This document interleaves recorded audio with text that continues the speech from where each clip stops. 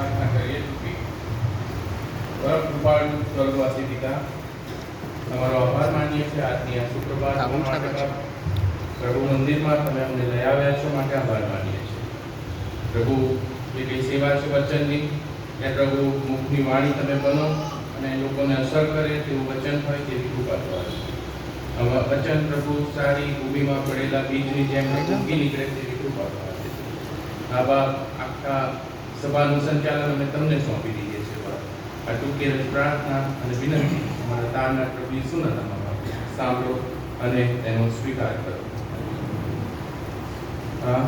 આજના મેડિકલ સન્ડેમાં વચનની મને સેવા આપી ત્યારે મંડળીના અમલદાર મેજર આપનો ખાસ આભાર સાથે સાથે સેક્રેટરી રોબિનભાઈ Victor uncle CSM Victor uncle major પિનલભાઈ અને મંડળીના તમામ લોકલ અમલદારો સીસીપીસીસીના સભ્યો તમામ સિપાઈ ભાઈ બહેનોનું આજે આભાર માનું છું આપણી પાછળ વચન લખેલું છે કે પ્રભુ પોતાના મંદિરમાં છે ત્યારે આપણે પ્રભુની હાજરીનો અનુભવ કરીએ મને થોડો ડાઉટ હતો જ્યારે સાહેબે મને કીધું કે વચનની સેવા તમારે આપવાની છે કારણ કે ઈશ્વરની કૃપાથી ઘણું વ્યસ્ત મારું શેડ્યુલ હોય છે સવારે હું સિવિલ હોસ્પિટલમાં આવું છું 1 કલાક માટે ત્યાં પીડિયાટ્રિશિયન તરીકે સેવા આપું છું પછી મારી હોસ્પિટલ છે પછી કેયા હોસ્પિટલ છે સાથે સાથે ઘરની અને તમામ જવાબદારીઓ છે સાથે સાથે નડિયાદ અને આણંદ જિલ્લાનું બાળકોના ડૉક્ટરોનું એસોસિએશન છે પીડિયાટ્રિક એસોસિએશન એમાં પણ હું પ્રમુખ છું તો એની પણ જવાબદારીઓ છે ત્યારે આ જવાબદારીઓ વચ્ચે આની માટે સમય કાઢવો ખૂબ અઘરું હતું પરંતુ ઈશ્વરની કૃપાથી આ અઠવાડિયામાં ઘણી બધી રજાઓ આવી ગઈ અને તહેવારો હતા તો વર્કલોડ થોડો ઓછો હતો અને એના માટે આજે આ તૈયારી કરી શક્યો છું ત્યારે આપણે ઈશ્વર પિતાનો પુષ્કળ આભાર માનીએ છીએ અને તેમના નામની સ્તુતિ કરીએ છીએ ગત દિવસોમાં મને થોડી તકલીફ હતી મારા ડાબા સાઈડના ફેસ ઉપર દુખાવો હતો ભાર હતો અને થોડો તાવ પણ હતો એટલે મેં મારા આ જ્ઞાન પ્રમાણે મેં નિદાન કર્યું કે કદાચ સાઇનસ ઇન્ફેક્શન હશે અને મેં દવા ચાલુ કરી અને અઠવાડિયું એક દવા લીધા પછી પણ મને બહુ સુધારો ન લાગ્યો એટલે મેં ઈએનટી ડૉક્ટરનો કન્સલ્ટ કર્યો અને એમણે મને સીટી સ્કેન કરવાનું કીધું અને સીટી સ્કેનમાં ખરેખર સાઇનસમાં ઇન્ફેક્શન એટલે રસી થઈ ગઈ હતી અને ડૉક્ટરે એવું કીધું કે દવા લો 5-7 દિવસ નહીં સારું થાય તો આપણે ઓપરેટ કરીશું એટલે હું તો ડૉક્ટર છું એટલે અમને ખબર કે નાનું ઓપરેશન હોય કે મોટું ઓપરેશન હોય ઓપરેશન એટલે operation anything can happen any time અને નાના ઓપરેશનમાં પણ ગમે તે થઈ શકે છે તો ડૉક્ટર હોય ને એ સૌથી ખરાબ દર્દીઓ હોય નર્સો અને ડૉક્ટરો હોય ને એ સૌથી ખરાબ દર્દીઓ છે કે દુનિયામાં કેવું છે કે તમને બિલકુલ જ્ઞાન ના હોય ને એ સારી વસ્તુ છે આ તો સંપૂર્ણ જ્ઞાન હોવું જોઈએ પણ જે અડધું નોલેજ છે ને એ બહુ ખતરનાક હોય છે હવે આપણા મનમાં અમે ડૉક્ટર એટલે અમને તો બહુ વિચારો આવે છે પતી જવા સુધી આ વિચારો હોય છે કે આ એનેસ્થેસિયા આપશે બહાર જ નહીં આવીએ તો શું થશે એટલે મનમાં ડર પણ લાગ્યો કે આવું બધું થશે બીજું કે અઠવાડિયું 10 દિવસ હોસ્પિટલ બંધ રાખવી પડે એ મને તો નુકસાન જાય પણ મારા દર્દીઓ પણ બહુ હેરાન થાય કારણ કે દર્દીઓ સાથે હવે કેવું એક પારિવારિક નાતો બની ગયો પૈસા બીજા નંબરની વસ્તુ જતી રહી હવે સેવાનો એક આવી ગયો છે તો એ પણ બધી બાબતો હતી માટે મેં પરિવારે અમે લોકોએ બહુ પ્રાર્થના કરી કે ભાઈ કદાચ કોઈ રીતે ઈશ્વર જો બચાવી લે સર્જરીમાંથી અને અઠવાડિયું 10 દિવસ રોજ મને બધા પૂછે મારા પપ્પા પૂછે મમ્મી પૂછે કેવું લાગે છે પણ મને અંદરથી સારું લાગતું નતું એટલે હું એમને શું જવાબ આપું હું મારી જાતને તૈયાર કરી રહ્યો હતો સર્જરી તો આવશે એટલે પ્રાર્થના તો કરતા હતા કે ભાઈ કોઈક રીતે બચી જઈ શકીએ આમાંથી પણ 10 દિવસ પછી ફરી સીટી સ્કેન કરાયો ત્યારે એમાં લગભગ 50-60% જેટલું સુધારો હતો એના માટે પ્રભુનો આભાર માનીએ છીએ પ્રભુના નામની સ્તુતિ કરીએ છીએ અને ડૉક્ટરને કન્સલ્ટ કર્યા ત્યારે એમણે કીધું કે હવે સર્જરીની જરૂર નથી દવા છે નાશ છે બધાથી તમારી તકલીફ સોલ્વ થઈ જશે તો મેં એ વખતે ઈશ્વરને વચન આપેલું કે આ બાબતની હું સાક્ષી આપીશ ચર્ચમાં અને બાય લક કહો કે બાય કોઇન્સિડન્સ તો આજે મને તક મળી ગઈ તો એના માટે આપણે ઈશ્વર પિતાનો આભાર માનીએ છીએ આપણા દરેકના જીવનમાં ઈશ્વર અલગ અલગ રીતે કાર્ય કરે છે એના માટે પણ ઈશ્વર પિતાનો પુષ્કળ આભાર માનીએ છીએ આપણે દરેકે ખ્રિસ્તી હોવાનો ગર્વ હોવો જોઈએ ખ્રિસ્તી કુટુંબમાં ઈશ્વરે જન્મ આપ્યો છે એના માટે ગર્વ હોવો જોઈએ અને જે મેડિકલમાં કામ કરે છે એમને એક વધારે પ્રિવિલેજ છે, એક વધારે એ છે કે ડાયરેક્ટ તમે લોકો સાથે સંકળાયેલા રહી શકો છો, ડાયરેક્ટ લોકોની સેવા કરી શકો છો અને એક પણ સુવાર્તા રૂપી દાન ઈશ્વરે આપ્યું છે, ત્યારે એના માટે આપણે ઈશ્વરનો પુષ્કળ આભાર માનીએ છીએ. સાથે સાથે જે બલિદાનો મેડિકલમાં કામ કરતા લોકો આપે છે એનાથી થોડું આપને અવગત કરાવવા માંગુ છું કે રિસેન્ટલી થોડા વખત પહેલા અમારા એક ડૉક્ટર મિત્ર ડૉક્ટર નારાયણ કરીને એ એક્સપાયર થઈ ગયા. 48 વર્ષના હતા. એમને લીવરનું કેન્સર હતું અને એમને જ્યારે ખબર પડી ત્યારે સ્ટેજ 3 સ્ટેજ 4 થઈ ગયું અને સ્પ્રેડ થઈ ગયું, એટલે કંઈ થઈ શકે એવું નહોતું. અને અમે લોકો બધા એમને ઘરે મળવા ગયા, વાતચીત કરી હતી. તો અમે એવું જાણવા મળ્યું કે 10 એક વર્ષ પહેલાં એ જ્યાં નોકરી કરતા હતા ત્યાં કોઈ દર્દીની નીડલ એમને વાગી ગઈ અને એ દર્દી હિપેટાઇટિસ બી એટલે કે ઝેરી કમળાનો પોઝિટિવ દર્દી હતો. એટલે એ નીડલના કારણે એ રોગને એમણે ઇન્ફેક્શન થયું એ રોગનું એમને, અને વધતા એમને આઈડિયા નહીં આવ્યો હોય કારણ કે અધરવાઇઝ હી વોઝ હેલ્ધી. તો વધતા એમને લીવરનું કેન્સર પણ થઈ ગયું અને અનફોર્ચ્યુનેટલી એ ના બચી શકે. તો આટલા બધા બલિદાનો પણ અમારે આપવા પડતા હોય છે. મેડિકલ સ્ટાફ હોય કે ડૉક્ટર્સ હોય કે સ્વીપર હોય કે ગમે તે. એટલે બીજું કે કોઈ પણ તહેવાર હોય, કોઈ પણ પ્રસંગ હોય તો અમે સૌથી વધારે ટેન્શનમાં હોઈએ, કારણ કે એવો કોઈ ઇન્સિડન્સ બને કે જે દિવસે તહેવાર હોય એ દિવસે કામ સૌથી વધારે હોય છે. ત્યારે અમે બહુ ટાઈટ સ્પોટમાં આવી જઈએ છીએ કે હવે શું કરવું, કે રજા પાડવી કે તે કામ પર જવું કે પ્રભુની સ્તુતિ કરવી કે કેમનું કરવું. પણ ઈશ્વર આ બધી બાબતો મેનેજ કરાવે છે, માટે આપણે ઈશ્વર પિતાનો આભાર માનીએ છીએ. બીજું કે અત્યારે જે સમય ચાલી રહ્યો છે બહુ પ્રેક્ટિકલ સમય છે કે બધા કટ પ્રેક્ટિસ કરતા હોય ડૉક્ટર્સ કે કોઈ પેશન્ટ મોકલે એની સામે એને પૈસા મળે. આ બધા જાણે છે આ વસ્તુ. પણ ઈશ્વરની કૃપાથી એક સારા વ્યક્તિ તરીકે કે અમારા સંસ્કાર તરીકે કે આપણા ટીચિંગ પ્રમાણે ના હું કોઈની જોડે લઉં છું ના હું કોઈને આપું છું, છતાં પણ ઈશ્વર અમને આટલા આગળ લાવ્યા છે, માટે ઈશ્વર પિતાનો આભાર માનીએ છીએ. એટલે અને જે લોકો મને શું કહેવાય આપણે રિફર કરીએ પેશન્ટ તો એ લોકો કહેતા હોય કે સાહેબ તમારા 20% થાય 25% થાય, તો મારો એક સ્ટાન્ડર્ડ જવાબ હોય છે 25% દર્દીના બિલમાંથી માઇનસ કરવું જોઈએ. એટલે આ રીતે પણ આપણે લોકોને મદદરૂપ થઈ શકીએ છીએ અને કરીએ છીએ. આમાં પુષ્કળ જોખમો રહેલા છે. મેં કીધું એ પ્રમાણે દર્દીની નીડલ વાગી જાય, ક્યારેક દર્દી તમને કોઈ એવું ઇરિટેબલ દર્દી હોય, મેન્ટલ ઇલનેસ વાળું દર્દી હોય તો તમને ઈજા પણ પહોંચાડી શકે છે, ગમે ત્યાં તમને લાત મારે, ગમે તે કરી શકે છે, ચપ્પુ મારી દે પડ્યું હોય તો. એટલે ખૂબ જ જોખમો સાથે આપણા લોકો કામ કરે છે.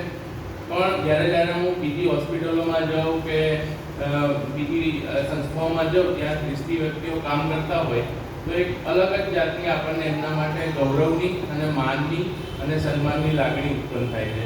અને બીજું કે જે ગેર ખ્રિસ્તી લોકો છે એમના માટે જે આપણી એક છાપ છે બહુ સારી છે કે તમારા ભરોસે અમે આખું મૂકીને જઈએ, ઘર મૂકીને જઈએ, હોસ્પિટલ મૂકીને જઈએ, પૈસા મૂકીને જઈએ, રૂપિયાની આજીપાજી થાય નહીં. તો આ આપણે કમાયા છે અત્યાર સુધી. દરેક ખ્રિસ્તીની વાત કરું છું, આપણે અત્યાર સુધી આ કમાયેલા છે. હવે ખ્રિસ્તી ધર્મ અને મેડિકલ સેવાઓ બંને સિક્કાની એક બાજુઓ જેવી છે અને એને અલગ કરી શકાય નહીં. ત્યારે આ સમયે ખાસ કરીને આપણે જે આપણા મિશનરીઓ છે, ખાસ કરીને મેડિકલ મિશનરીઓ, તેમના દ્વારા જે અદ્ભુત કામ કરવામાં આવ્યું એમના માટે આપણે તેમનો હૃદયપૂર્વક આભાર માનીએ છીએ. તેમના સમર્પણ માટે, તેમના જીવન માટે આપણે ઈશ્વર પિતાનો આભાર માનીએ. કારણ કે જો આ મિશનરીઓ, આ મેડિકલ મિશનરીઓ આપણા વડવાઓના જીવનમાં ના આવ્યા હોત તો આપણે ક્યાં હોત એ આપણે વિચારી શકતા નથી. આપણા વડવાઓ જે રીતે જીવી રહ્યા હતા, સાંપ્રત સમયની જે વ્યવસ્થાઓ હતી, જાતિ વ્યવસ્થાઓ, ધર્મ વ્યવસ્થા, એના કારણે વર્ષો સુધી શોષણનો ભોગ આપણે બનવું પડ્યું હતું. અને એમાંથી આપણને સાચા પ્રભુની ઓળખ અપાવનાર અને આપણને સમાજમાં મોભો, માન, સન્માન અપાવનાર એવા તમામ મિશનરીઓને આજે આપણે યાદ કરીએ છીએ અને તેમના માટે ઈશ્વરનો ધન્યવાદ કરીએ છીએ. નવી પેઢીને આ બધી બાબતો બહુ ખબર નહીં હોય, કારણ કે ઈશ્વરે આપણને એટલા બધા સાધનો આપ્યા છે કે નવી પેઢી આ બધી બાબતોથી અજાણ હશે. પરંતુ જો એ લોકો ન આવ્યા હોત તો આપણે ક્યાં હોત આપણે વિચારી શકીએ છીએ. અને કોઇન્સિડન્ટલી આજે બાબા સાહેબ આંબેડકરનો પણ જન્મદિવસ છે. તેમણે પણ સામાજિક ન્યાય અને જે શોષણ છે તેની વિરુદ્ધમાં અને લોકોને સામાજિક ન્યાય આપવા માટે એમનું જે યોગદાન છે આપણા દેશ માટે એ અભૂતપૂર્વ છે, અવિસ્મરણીય છે. સમયની મર્યાદા છે માટે હું બહુ શોર્ટમાં મારું જે વાત કરવાની છે તે કરીશ, વચન આપવાનું છે તે આપીશ. અને મને ખોટી રીતે ના લેશો પણ સમય મર્યાદા હોવી જોઈએ, કારણ કે હું પોતે એવું માનું છું અને સાયન્સ પણ એવું કહે છે કે 20 મિનિટથી ઉપર કોઈ પણ લેક્ચર તમારું મન ગ્રહણ કરી શકતું નથી. એટલા માટે અમારી પણ જે કંઈ મેડિકલ વર્કશોપ ને બધું હોય એ 20 જ મિનિટનું લેક્ચર હોય. 20 મિનિટથી ઉપરનું ક્યારેય ના હોય. પછી 10 મિનિટ બ્રેક આપે, ફરી 20 મિનિટનું લેક્ચર હોય છે. તો એ આપણું ગ્રહણ કરી શકતું નથી. તો એટલા માટે આપણો સંદેશો છે, આપણો મેસેજ છે બહુ precise and to the point હોવો જોઈએ કે જેથી લોકો ખ્રિસ્તની ગમ કરે, ન કે ખ્રિસ્તથી દૂર જાય. કારણ કે ઈશ્વર છે એ તો આપણું મન જોવે છે. એક દાણીએ પ્રાર્થના કરી અને એક ફરોશીએ પ્રાર્થના કરી. દાણીએ ખાલી એટલું કીધું કે મને માફ કરી દે, અને ફરોશીએ લાંબી પ્રાર્થના કરી. ઈશ્વરે કોની પ્રાર્થના માન્ય રાખી? દાણીની માન્ય રાખી, કારણ કે ઈશ્વર મન જુએ છે. તો મારી દરેક ધર્મપ્રબોધક દરેકને વિનંતી છે કે પ્રિસાઇઝ રહેવું અને ટુ ધ પોઈન્ટ રહેવું, તો વધુ લોકો ખ્રિસ્ત સાથે જોડાશે. બીજું એક બાબત મને થોડું દુઃખ આપે છે, પેઇન કરે છે કે આપણે વિડીયોઝમાં અને અત્યારે યુટ્યુબમાં બધે જોઈએ કે ભુવાઓ બધું બહુ ખોટી નીકળ્યું છે. તો એ લોકો બધું શું કહેવાય કે ધૂણે ને લોકોને ટચ કરે ને એવું આપણા ધર્મમાં પણ હવે શરૂ થયું કે કોઈ પ્રીચર હોય એ સ્પર્શ કરે એટલે બધા પેલું આમ ધાણી ફૂટે ને આમ પેલા ગળામાં ધાણી મૂકેલી એમ ફૂટે એમ ઉછળવા માટે, કૂદવા માટે. બીનો આવું શક્ય નથી. એટલે એવો દંભ જરૂરી નથી. ઈશ્વર જ્યારે તમારી જોડે વાત કરે, સ્પર્શ કરે, ત્યારે આવો દંભની કોઈ જરૂરિયાત હોતી નથી. અને આ બાબતોનો બાઇબલમાં પણ કોઈ જગ્યાએ ઉલ્લેખ નથી. ફક્ત એક 50માના દિવસનો ઉલ્લેખ છે કે એમાં અગ્નિની ચીખો વરસી અને તેઓ અલગ ભાષાઓમાં બોલવા લાગ્યા. પણ એનો અત્યારે જે મિસયુઝ થઈ રહ્યો છે, જે દુરુપયોગ થઈ રહ્યો છે, એ ખરેખર નિંદનીય છે અને આપણા સમાજ માટે પણ અહિતકારક છે. કારણ કે બીજા લોકો જોડે આપણે વાતચીત કરીએ વિધર્મીઓ સાથે, ત્યારે એ કહે કે તમારામાં આવું બધું ચાલુ કરી દીધું જવું તમે લોકોએ, એટલે તમે તો સેવા, સમર્પણ, દયા અને કરુણા અને એવા વ્યક્તિઓ છે. તો આ બધું ક્યાંથી શરૂ થઈ ગયું? તો આ બધી બાબતો પર પણ આપણે ધ્યાન આપવાની જરૂર છે. આમ તો મારું મુખ્ય કામ બાળકોની સેવા કરવાનું છે અને હું ચોક્કસપણે ખાતરીથી કહી શકું છું કે અમારા પ્રોફેશનલ જીવનમાં રોજ એવા કેટલાય ઉદાહરણો બને છે કે જેમાં ઈશ્વરની પવિત્ર હાજરી અને ઈશ્વરનો આશીર્વાદ અમને મદદ કરે છે અને જેથી અમે દર્દીઓને સાજાપણું આપી શકીએ છીએ. દવા પોતાનું કામ કરે છે અને દર્દીઓ સાજાપણા પ્રાપ્ત કરે છે. એ શારીરિક સાજાપણું છે, પણ આત્મિક સાજાપણાનું શું? આપણે દરેક હેલ્થ એટલે શું? હેલ્થ એટલે complete physical, spiritual, mental wellbeing. એટલે માનસિક રીતે, આત્મિક રીતે અને શારીરિક રીતે સાજું હોવું, એને હેલ્થ કહેવાય. WHO ની ડેફિનેશન છે, વર્લ્ડ હેલ્થ ઓર્ગેનાઇઝેશનની. તો સ્પિરિચ્યુઅલ હેલ્થ માટે શું કરવું જોઈએ એના માટે આજે વાત કરીએ. આપણે જાણતા નહીં પણ આપણે દરેક, જેમ આપણે સંઘમાં પણ ગાયું કે આદમથી જ આપણા દ્વારા આપણામાં પાપ પ્રવેશ્યું છે. આનુવંશિક રીતે આપણે પાપને ગ્રહણ કરીને જ આ પૃથ્વી ઉપર આવેલા છીએ. ત્યારે એડન વાડીમાંથી જ આદમ અને હવાએ જે પાપ કર્યું એનાથી જ મનુષ્યના જીવનનો એક આ ભાગ બની ગયો છે અને એના કારણે આપણને મરણની સજા પ્રાપ્ત થઈ. પણ આપણા પ્રભુ કૃપાળુ છે માટે તેઓએ આપણને આમાંથી બચાવવા માટેનો એક માર્ગ આપ્યો છે અને એ તો આપણને પ્રભુ ઈસુ ખ્રિસ્ત આપ્યા છે કે જેમને આપણે અનુસરીએ અને આમાંથી બચી જઈ શકીએ છીએ. સાથે સાથે ડૉક્ટર ઈડા સ્કડરની આજે વાત કરવા માંગુ છું.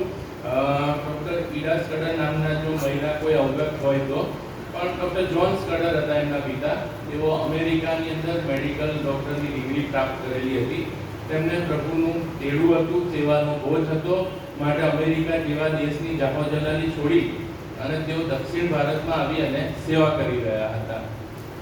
ડૉક્ટર ઈડા સ્કડર ત્યારે એમનું જે 12માનું ને એ બધું એજ્યુકેશન પૂરું કરી વેકેશન માટે એ એ એમના પિતાની મુલાકાતે આવેલા હતા. એક રાત્રે એમના દરવાજા ઉપર ટકોર થાય છે અને એમના પિતા દરવાજો ખોલે છે. ત્યારે એક દર્દી હોય છે, એમના પતિ પ્રસૂતા દર્દી હોય છે, તો એમના પતિ સહાય માટે આવ્યા હોય છે. પરંતુ પ્રશ્ન એ છે કે એ સમયે ત્યાંના જે રીત રિવાજો હતા એ મહિલા દર્દીને કોઈ પુરુષ ડોક્ટર જોવે એ ચલાવી દેતા નહોતા. એટલા માટે સહાય કરવા માટે ડોક્ટર જોન સ્કડર પોતે તૈયાર હતા, પરંતુ દર્દીના સગાએ તે સહાય સ્વીકારવાની ના પાડી. એ સમયે ઈડા સ્કડર આ વસ્તુઓ બધી નિહાળી રહ્યા હતા, જોઈ રહ્યા હતા. એ જ દિવસે કોઇન્સિડન્ટલી આ ઘટના 3 કે 4 વાર બને છે. રાત્રે મદદ માંગવા આવે. ડોક્ટર જોન સ્કડર મેલ ડોક્ટર હતા, જેન્ટ્સ ડોક્ટર હતા, તો તેઓની સહાય તેઓ સ્વીકારતા નથી અને ઘરે પાછા જતા રહે છે. બીજા દિવસે સવારે ડોક્ટર ઈડા સ્કડર જ્યારે બારીમાંથી જુએ છે ત્યારે 3 શવયાત્રાઓ નીકળી હોય છે અને તપાસ કરતા માલુમ પડે છે કે આ કઈ વ્યક્તિઓની શવયાત્રા છે. તો તપાસ કરતા માલુમ પડે છે કે આ જે વ્યક્તિઓ રાત્રે સહાય માંગવા આવી હતી તેમની જે પ્રસૂતા પત્નીઓ છે તે 3 પત્નીઓ અનફોર્ચ્યુનેટલી એક્સપાયર્ડ થઈ ગઈ છે અને આ એ લોકોની શવયાત્રા નીકળી રહી છે. ત્યારે આ બાબતથી તેમનું હૃદય દ્રવી ઉઠે છે ડોક્ટર ઈડા સ્કડરનું, અને તેઓ નિર્ણય કરે છે કે ગમે તે થાય પણ હું મેડિકલ ડિગ્રી પ્રાપ્ત કરીશ. મેડિકલ ડિગ્રી પ્રાપ્ત કરી અને ભારતમાં આવીને હું સેવા કરીશ. અને આ તેમનું જે સમર્પણ છે તેને ઈશ્વર પણ ધ્યાનમાં લે છે અને તેમને મેડિકલ ડિગ્રી પ્રાપ્ત કરાવે છે. અને ડોક્ટર ઈડા સ્કડર એ દક્ષિણ ભારતમાં બેંગ્લોરમાં આવી અને એક બેડની હોસ્પિટલ ચાલુ કરે છે ઓપ્થેલ્મોલોજી ડિપાર્ટમેન્ટથી. ત્યારબાદ ટાંકા મળે છે, 40 બેડની હોસ્પિટલ થાય છે. અને અત્યારે આપણે જોઈએ છે કે એક નાનકડો છોડ જે CMC Vellore Christian Medical College વેલોરના નામે એક મોટું વટવૃક્ષ થઈ ગયું છે. અને અમારા ડોક્ટરી આલમમાં જો તમે CMC વેલોર શબ્દનો ઉપયોગ કરો એટલે તમે વે અબાઉ ધ લીગ, તમે બીજા કરતાં બહુ આગળ નીકળી ગયા છો એવું કહેવાય. તો એ રીતે આ સંસ્થાનો પાયો નાખવામાં આવ્યો અને આ સંસ્થા દ્વારા કેટલાય ક્રિશ્ચિયન લોકો, નોન ક્રિશ્ચિયન લોકો એ ઈશ્વરને ઓળખી શક્યા છે. આ કામ દ્વારા ઈશ્વરને ઓળખી શક્યા છે. ત્યારે એવા જીવન માટે પણ આપણે ઈશ્વરનો આભાર માનીએ છીએ.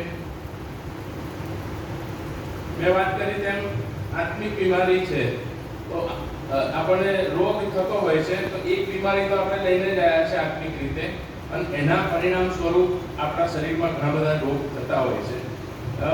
તમને મનમાં પ્રશ્ન થશે કે એવું ક્યાં છે? તો જૂના કરારથી આ વસ્તુ શરૂઆત થઈ ગઈ છે. ઉત્પત્તિના પુસ્તકમાં જોઈએ તો જ્યારે સારા ઇબ્રાહીમને પેલા રાજા પકડે છે અને ઇબ્રાહીમ જૂઠું બોલે છે કે આ મારી બહેન છે, અને પછી રાજાને ખબર પડે છે, ત્યારે શું થાય છે કે રાજા જે પાપ કરવા જઈ રહ્યો હતો એના દ્વારા શું થાય કે ઇબ્રાહીમ તરફ ઈશ્વર જુએ છે અને જે રાજાનું જે ઘર કુટુંબની જેટલી પણ સ્ત્રીઓ છે એ બધાનું ઘરનું મુખ બંધ કરી દેવામાં આવે છે. Nobody was able to conceive, કોઈને બાળક રહેતું નથી. ત્યારે પ્રાર્થના કરવામાં આવે છે અને ત્યારબાદ ઘરનું મુખ ઉઘડે છે અને બધા પોતાની રીતે એ કરી શકે છે. બીજી બાબત આપણે જોઈ શકીએ છીએ કે પાપ માણસને શું કરી શકે છે. તો આપણે દાઉદના કિસ્સામાં જોઈ શકીએ છીએ. Daud was a mighty king.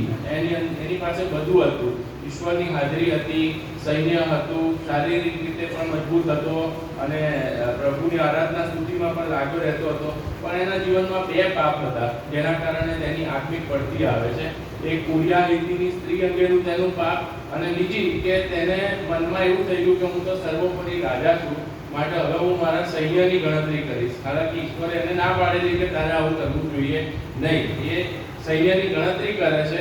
એના માટે ઈશ્વરનો કોપ તેમના પર સળગી ઉઠે છે અને એને 3 ઓપ્શન આપવામાં આવે છે કે ભાઈ શું કરવું જોઈએ તારે, કે તને હું શત્રુને સોંપી દઉં, કે બીમારી કરું, કે બધાનો નાશ કરું. તો દાઉદ પસંદ કરે છે કે બીજાના હાથમાં પડવા કરતાં તારા હાથમાં પડવું વધારે યોગ્ય છે, અને એ માટે એક મરકી ચાલે છે અને ત્યાં ઘણા બધા લોકોનો નાશ થાય છે. ત્રીજું બાબત છે કે માતા પિતાએ કોઈ પાપ કર્યું હોય, જે રીતે આપણે બાઇબલ વાંચન કર્યું એમાં કહે છે કે આ જે અંધ વ્યક્તિ છે એ શા કારણથી અંધ છે, જન્મથી કેમ અંધ છે. તો એ વખતના સાંપ્રત સમયની માન્યતાઓ એવી હતી કે માતા પિતા, બાઇબલમાં લખેલું પણ છે કે મા બાપ દ્રાક્ષ ખાય છે અને બાળકોના દાંત કટાઈ જાય છે. તો આ એ વખતની માન્યતા હતી કે મા બાપે કોઈ પાપ કર્યું હોય, કોઈ સીન કર્યું હોય તો એ બાળકોમાં પણ એનો અસર જોવા મળે છે. એટલે આ રીતનું હતું. હવે અહીંયા પર્ટિક્યુલરલી જે વાત કરવામાં આવી છે અંધ વ્યક્તિની, તો જોઈ શકીએ છીએ કે એ વખતે ગોનોરિયા નામનો રોગ બહુ જ વધારે હતો. હિસ્ટ્રીની અંદર આપણે વાંચીએ એ સમયની હિસ્ટ્રીમાં તો ગોનોરિયા નામનો રોગ બહુ વધારે હતો.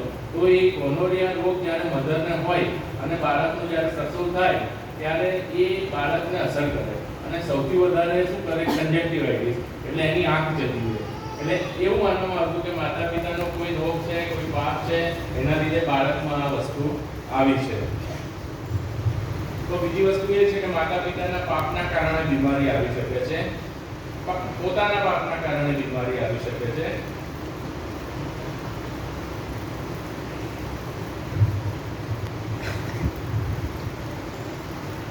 તો આ બધાથી બચવાનો રસ્તો શું છે? આ બધાથી બચવાનો રસ્તો ફક્ત એક જ છે, and that is Jesus Christ. કારણ કે ઈસુ ખ્રિસ્ત ગઈકાલે, આજે અને સદાકાળ માટે એવો ને એવો જ છે. આપણે શું કરવાની જરૂર છે? આપણે બધા ઈસુ ખ્રિસ્તને જાણીએ છીએ કારણ કે આપણે ખ્રિસ્તી ધર્મમાં જન્મ લીધો છે, ખ્રિસ્તી કુટુંબમાં મોટા થયા છે. પણ શું આપણે ઈસુ ખ્રિસ્તને સમજીએ છીએ? એ અહીંયા પ્રશ્ન ઉઠે. જાણવું અને સમજવું એ બંને વચ્ચે ઘણો ફરક છે. આપણે જાણીએ છીએ કે 2000 વર્ષ પહેલા તેઓ પૃથ્વી પર આવ્યા, ઉપદેશો આપવામાં આવ્યા, લોકોને સાજા કરવામાં આવ્યા, લોકોમાંથી ભૂતો કાઢવામાં આવ્યા, લોકોને સજીવન કરવામાં આવ્યા. પણ યહૂદી લોકોની સત્તા જોખમમાં આવી અને તેઓ એમના પર દ્વેષ કરતા હતા, માટે તેઓને ક્રૂસ ઉપરનું મરણ સહન કરવું પડ્યું. તેઓ ત્રીજા દિવસે ઉઠ્યા, 40 દિવસ સુધી રહ્યા, પછી તેમનું સ્વર્ગારોહણ થયું. આ બધી હકીકત આપણે જાણીએ છીએ. પણ ઈસુએ જે આપણને જીવન જીવવાનો જે માર્ગ ચીંધ્યો છે, શું આપણે એ પાડીએ છીએ?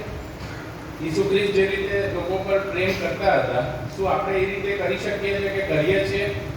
કે ફક્ત આપણે લોકોની નજરમાં આવવા માટે, કે લોકો આપણને જોશે, લોકો આપણી વાહ કરશે, એના માટે બધા કામો કરીએ છીએ?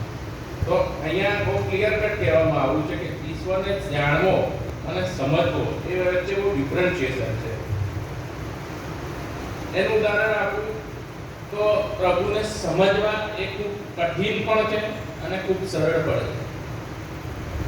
કઠિન એટલે કે તમારી આખી જિંદગી નીકળી જાય પણ તમે પ્રભુ ના સમજી શકો. જાણતા હો કે આ પ્રભુ છે, પ્રભુ ઈસુ ખ્રિસ્ત છે, પણ સમજી ના શકો. અને એક ક્ષણમાં પણ તમારા જીવનમાં એવી કોઈ ઘટના બની જાય કે જેમાં તમે પ્રભુને ઓળખી લો કે આ પ્રભુ છે અને સમજી લો. ઈસુ ખ્રિસ્તને જ્યારે ક્રૂસ ઉપર લટકાવવામાં આવે છે ત્યારે એમની બંને બાજુ પર ચોરો લટકાવવામાં આવે છે. એક ચોર ઈસુ ખ્રિસ્તને જાણે છે કે આ પ્રભુનો દીકરો છે, એ ચેલેન્જ કરે છે કે જો તું પ્રભુનો દીકરો છું, પોતાને તો બચાય અને અમને પણ બચાય. એ ચેલેન્જ કરે છે, જાણે છે પણ સમજતો નથી. જ્યારે બીજો ચોર એ જાણે પણ છે અને સમજે પણ છે. એ એવું કહે છે કે તું જ્યારે તારા રાજ્યમાં જાય ત્યારે મને ખાલી યાદ રાખ. અને પ્રભુ એને એ જ ટાઈમે ઇન્સ્ટન્ટ પ્રભુ એને એની સમજનો રિવોર્ડ આપે છે કે આજે તું મારી સાથે પેરેડાઇઝમાં હોઈશ. તો આટલો ફરક છે ઈશ્વરને જાણવામાં અને ઈશ્વરને સમજવામાં. બીજું દ્રષ્ટાંત આપું કે દુનિયામાં આપણા માતા પિતા છે. માતા પિતાને આપણે જાણીએ છીએ, એમનું નામ આપણી પાસે છે, આપણે જાણીએ છીએ, પણ આપણે સમજીએ જ્યારે બાળક હોય, મોટું થાય અને માતા પિતા અને અમુક એવી ઉંમર આવે કે બાળકને માતા પિતાના વિચારો બહુ ક્લેશ થાય.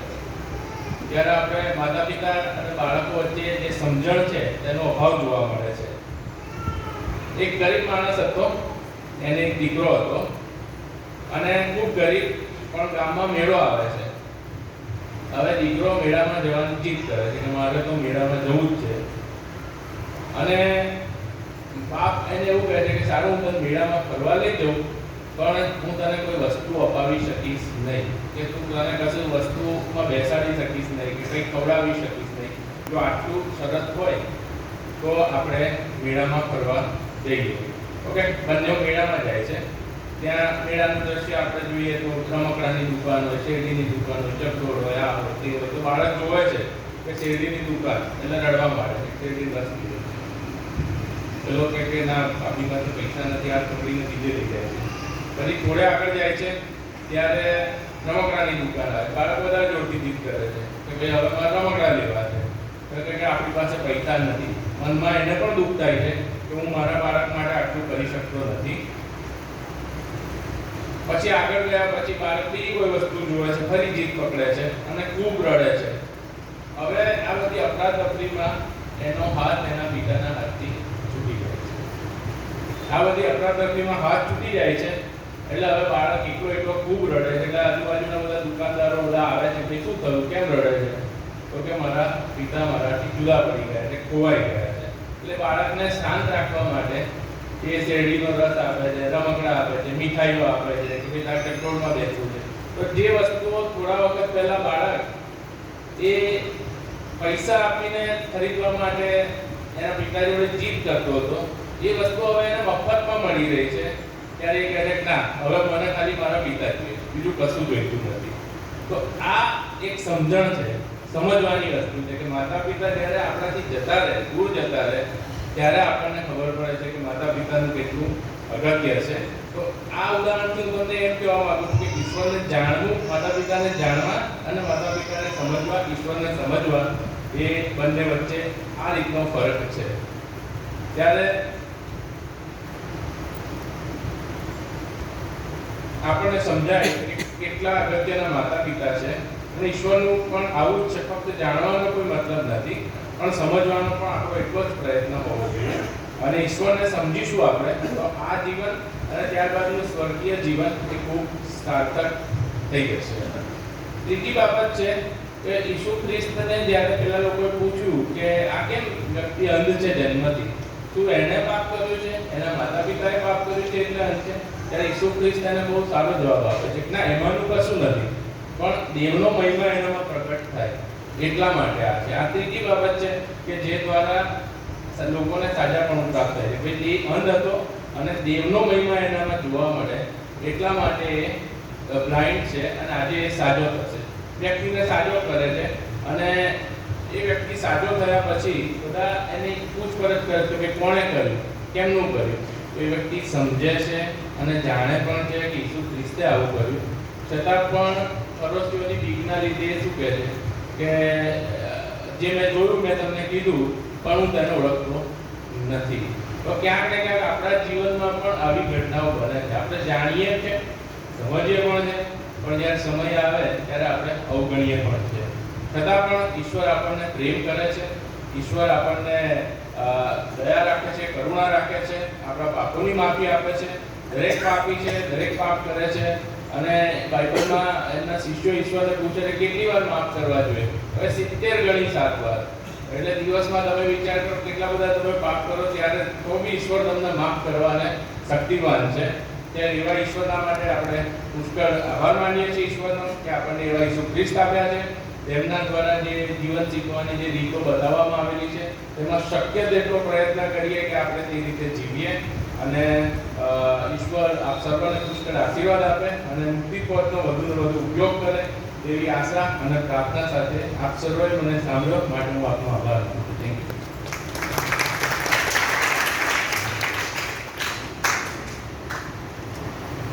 ઉત્તેજનદાયક પ્રવચનને માટે ડૉક્ટર આશીષનો ખાસ આભાર માનીએ છીએ.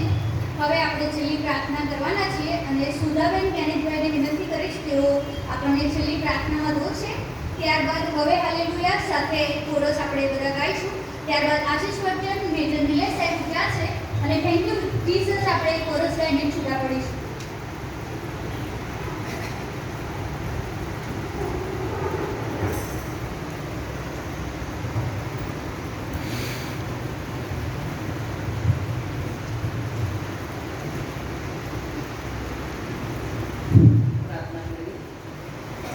હે સર્વશક્તિમાન ઈશ્વર પિતા, તમારી પાસે આવે છે માટે મારા મંદિર તત્વોને મળ્યા છો માટે આભાર માને છે. આજનો પવિત્ર રવિવાર તમે મારા જીવનમાં આપ્યો અને આપણી ખોરાક સાથે પ્રભુ આજે અમે જે સાંભળ્યું છે અને લીધું છે એના માટે અમે તમારો આભાર માને છે. આભાર માને છે પ્રભુ કે ખ્રિસ્તી સમાજને પ્રભુ તમે એક ઉચ્ચ સ્થાને આ દુનિયામાં મૂક્યો છે મેડિકલ ક્ષેત્રે, તેના માટે અમે તમારો આભાર માને છે પ્રભુ. અને તે દ્વારા પ્રભુ તમારો મહિમા થાય છે અને માટે અમે તમારો આભાર માનીએ છીએ પ્રભુ. અમારા અંતઃકરણો અશુદ્ધ છે પ્રભુ, તમે અંતઃકરણની સત્યતા માંગો છો ત્યારે પ્રભુ આત્મિક સમજણ સાથે તમે અમને અમારા આર્થિક જીવનમાં આગળ વધારો તેવી અમે પ્રાર્થના કરીએ છીએ પ્રભુ. અને બેઠેલા દરેકને પ્રભુ તમારી કૃપામાં રાખો અને પ્રભુ દરેકને સાથે પ્રભુ અમે પાપી છે ફરી એકવાર અમારા પાપોની માફી માંગીએ છીએ. તે સુંદર અસરકારક વચન અમે સાંભળ્યું છે ત્યારે પ્રભુ તેને અમે પ્રયત્ન કરી અમારા જીવનમાં ફોલો કરવા માટે પ્રભુ તમે અમને તૈયાર કરો. ફરી અમે સર્વ બાબતો તમારા હાથમાં સોંપીએ છીએ. આજના દિવસ માટે પણ અમે તમારો અભિમાન રહે છે. હવે પછી દરેક પ્રવૃત્તિમાં તમે અમારી સાથે રહો. આ જે કંઈ માંગીએ છીએ બરાબર પ્રભુ શ્રી કૃષ્ણમાં માંગીએ છીએ માટે સાંભળવાની માન્ય કરજો. ખાસ કરીને માનીએ છીએ અને મેડિકલ સન્ડેની અંદર ક્રિસ્ટીના દ્વારા મિટિંગનું સંચાલન કરવામાં આવ્યું. ડૉક્ટર આશીષ સાક્ષાત દ્વારા પ્રભુનું વચન આપણે સાંભળ્યું અને જે ઉપર અલગ અલગ સેવાઓ કરી છે અને આ સમયે પ્રભુના દરેક તમામનો ખાસ આભાર માનું છું. અને દરેક મેડિકલ પર્સનના માટે અમારી પ્રાર્થનાઓ છે કે પ્રભુ તમે અમારી સેવાઓને પુષ્કળ આશીર્વાદ કરીને સર્વ ઊભા થઈએ અને હાલેલુયા આપણે તોરસ સાથે ગાઈશું.